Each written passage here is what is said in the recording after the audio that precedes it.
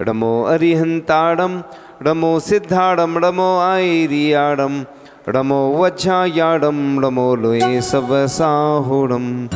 चलते फिरते तीर्थ हैं हरते सब संता, हम तो बस इतना जानते आप सरीखे आप, हम तो बस इतना जानते आप सरीखे आप। कुंडलपुर के बड़े बाबा की, मूल नायक श्री श्यांसनाथ भगवान की, परम पूज्य आचार्य भगवान गुरुदेव शेखवाड़ विद्यासागर जी महामुनि राज की, परम पूज्य मुनि शेखवाड़ विमल सागर जी, अनंत सागर जी, धर्म सागर जी आदि समस्त 3 कम 9 करोड़ मुनि राजों की।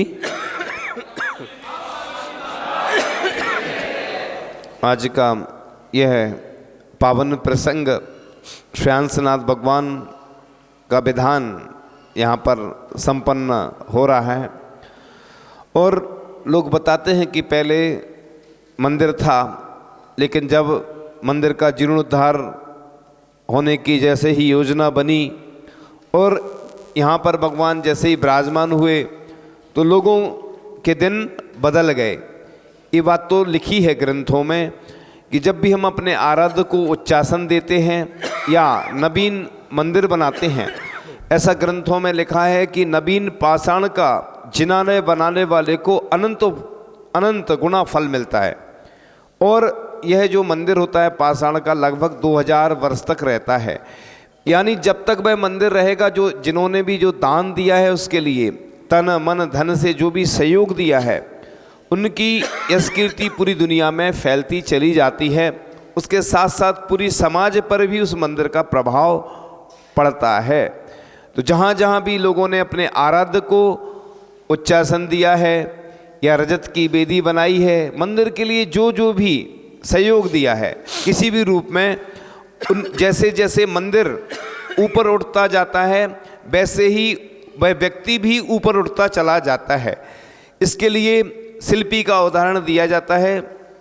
जो मंदिर बनाने वाला शिल्पी होता है वह मंदिर बनाता है, तो जैसे जैसे मंदिर उठता जाता है तो वो शिल्पी भी ऊपर पहुंचता जाता है। ऐसे ही लोगों की यश कीर्ति में वृद्धि होती चली जाती है। तो लिखा है कि भक्ति करने से क्या फ़ायदा होता है, तो भक्ति से तन मन वचन बतन धन जीवन सब सफल हो जाता है। ये माध्यम लिखे हुए हैं कर्म निर्जरा करने के। दुनिया में अगर सर्वश्रेष्ठ कोई माध्यम है, आप किसी भी डॉक्टर के पास चले जाएंगे, आपको कोई रोग है, ठीक नहीं होगा जब तक कि आपका साता कर्म का उदय नहीं होगा, पुण्य कर्म का उदय नहीं आएगा। आप अमेरिका भी चले जाओ, पूरी दुनिया में कहीं भी चले जाओगे, दवाई तो आवश्यक है। आचार्य पूज्यपाद स्वामी ने लिखा है शांति भक्ति में विद्या भेषज मंत्र तो ही हव नहीं। विद्याएं भी काम करती है, मंत्र भी काम करते हैं, औषधि भी काम करती है, जल भी औषधि बन जाता है जब आपका पुण्य का उदय होता है। तो इसलिए ये हमेशा, चाहे वो जाप करें, चाहे अभिषेक शांति धारा करें, चाहे विधान करें, चाहे कोई अनुष्ठान करें, ये पुण्य बढ़ाने वाली क्रियाएं हैं।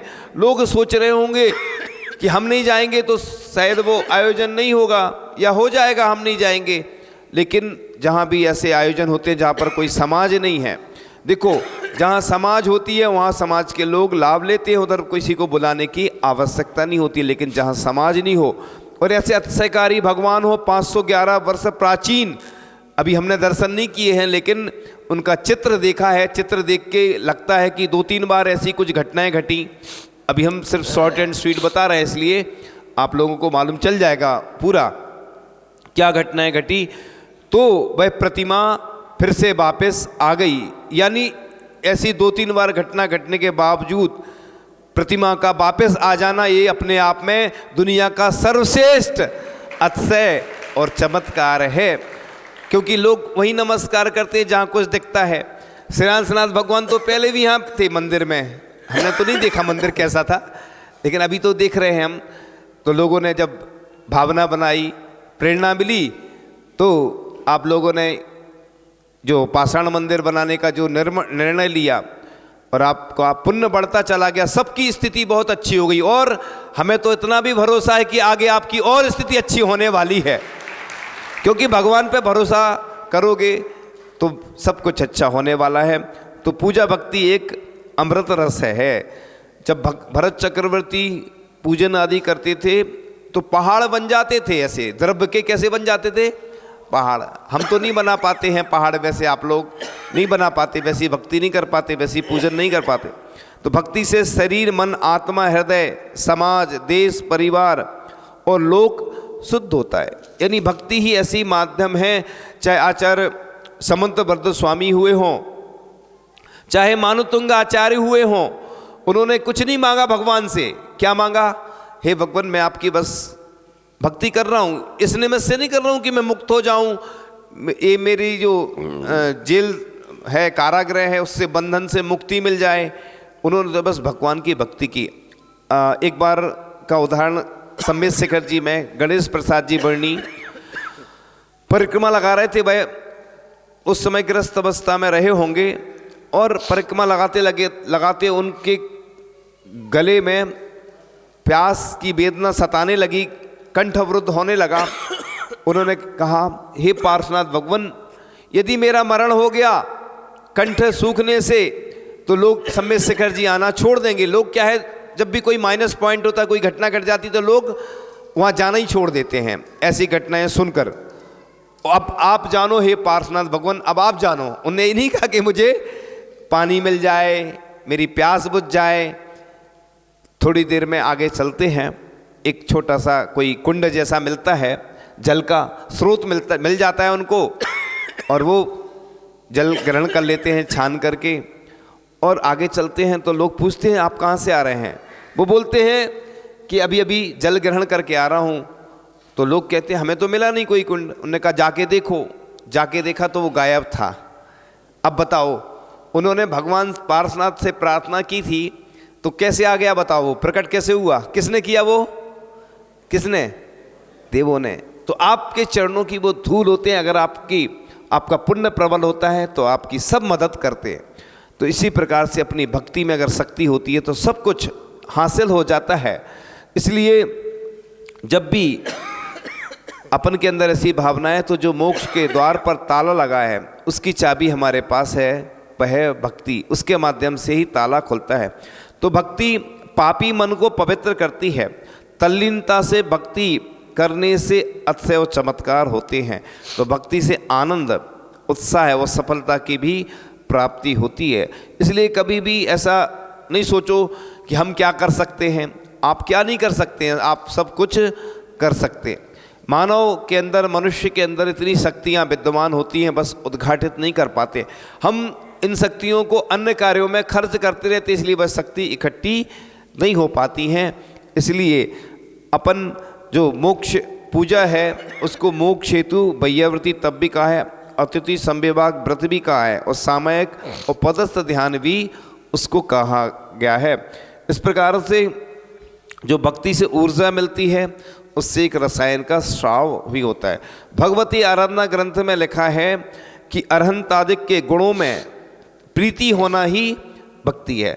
जैसे हमें कोई प्रतिमा अच्छी लगती है, कोई भगवान अच्छे लगते हैं, तो ये प्रशस्त राग कहलाता है।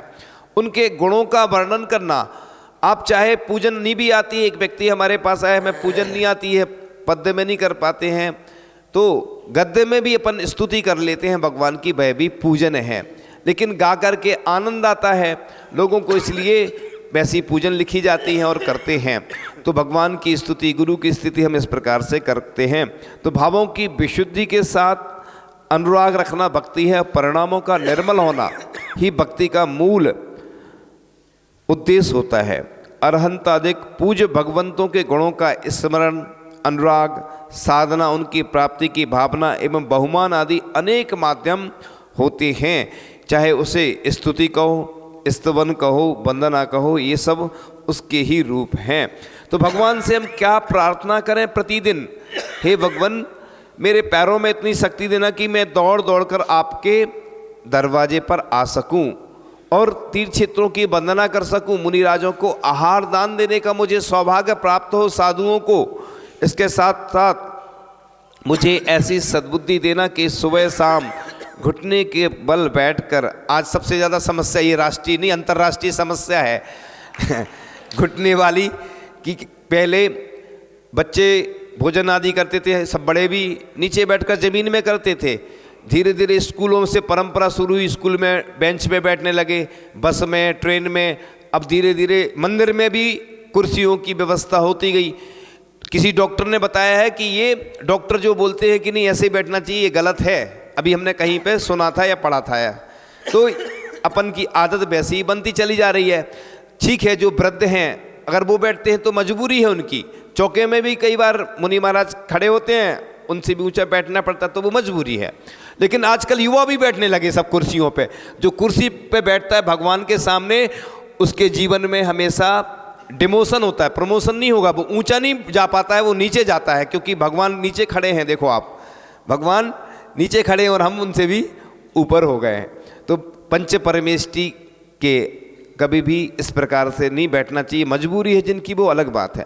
तो आज स्थिति ये होती चली जा रही है, इसलिए हे भगवान मैं घुटने के बल बैठकर आपको नमस्कार कर सकूं, जब तक जीऊं जिह्वा पर आपका नाम आता रहे। वो आचार्य श्री भी हमेशा प्रतिदिन जब भी भगवान के दर्शन करते हैं यही भावना बातें, हे भगवान मेरा जब भी कंठ अवरुद्ध हो आपका नाम स्मरण करते हुए ही कंठ अवरुद्ध हो, यानी आप अंतिम मेरी श्वास जब भी निकले।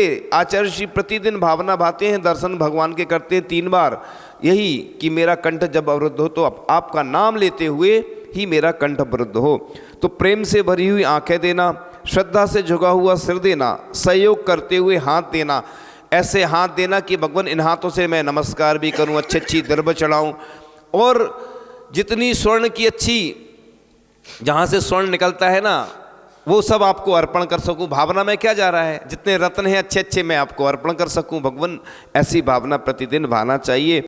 और सतपथ पर चलते हुए पाँव देना और स्मरण करता हुआ मन देना, और आप अपनी कृपा दृष्टि हमारे ऊपर बनाए रखना। तो इस प्रकार से अगर हम भावना करते हैं तो इस प्रकार से गुणीजनों में दान, पूजा, विनय, बहुमान होना ही भक्ति है। तो भक्ति सर्वश्रेष्ठ रस है, और भक्ति जीने की कला सिखाती है, लाइफ मैनेजमेंट कैसे हम अपने जीवन को व्यवस्थित बनाएं। तो भक्ति मरण से भी बचाती है।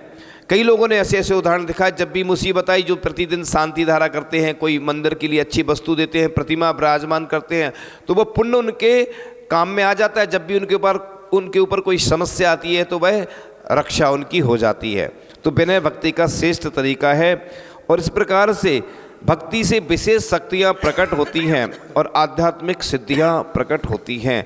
तो मन का विकार धुल जाता है, इससे शरीर, समाज आदि सब, हमारा हृदय भी शुद्ध हो जाता है। ऐसा मूलाचार में लिखा है, बिक्कम बक्कम यम सोदी चरदी निचसो साहू ऐसो सुदविद साहू भणिया जड़ सासने भयबम, यानी साधु के लिए जिसका हृदय शुद्ध है और भिक्षा आदि शुद्धि है, उस साधु के लिए भगवान कहा है। इसलिए कई जगह स्लोगन लिखे होते हैं कि भक्त के घर भगवान पधारे। आचार्य श्री के लिए हम बोलते हैं आचार्य भगवान, क्योंकि उनकी इतनी विशुद्धि है, उनका हृदय इतना शुद्ध है, इतनी अच्छी चर्या है कि पूरे दुनिया के लोग उनके चरणों में आकर नमस्कार करते हैं। चाहे वह सर्वोच्च पद पर भी हो, देश का जो प्रधानमंत्री भी बिना बुलाए आचार्य श्री के चरणों में जाकर के नमस्कार करता है।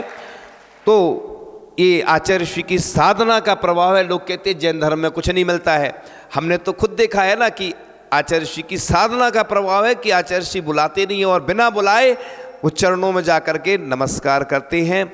जैसे समूह शरण में होता है, सौधर्मेंद्र को देख करके अन्य मिथ्या दृष्टि देव जब देखते हैं कि अरे सौधर्मेंद्र इन भगवान को नमस्कार कर रहा है, तो उनको सम्यक दर्शन की प्राप्ति हो जाती है।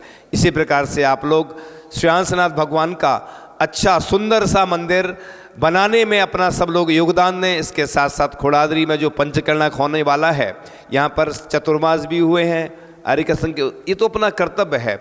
ऐसा नहीं सोचना कि मंदिर कौन बनाएगा, चिंता नहीं करो, भगवान का मंदिर भगवान स्वयं बनाएंगे। श्रेयांसनाथ भगवान का मंदिर आप लोग नहीं बनाओगे, भगवान खुद अपना मंदिर बनवाएंगे।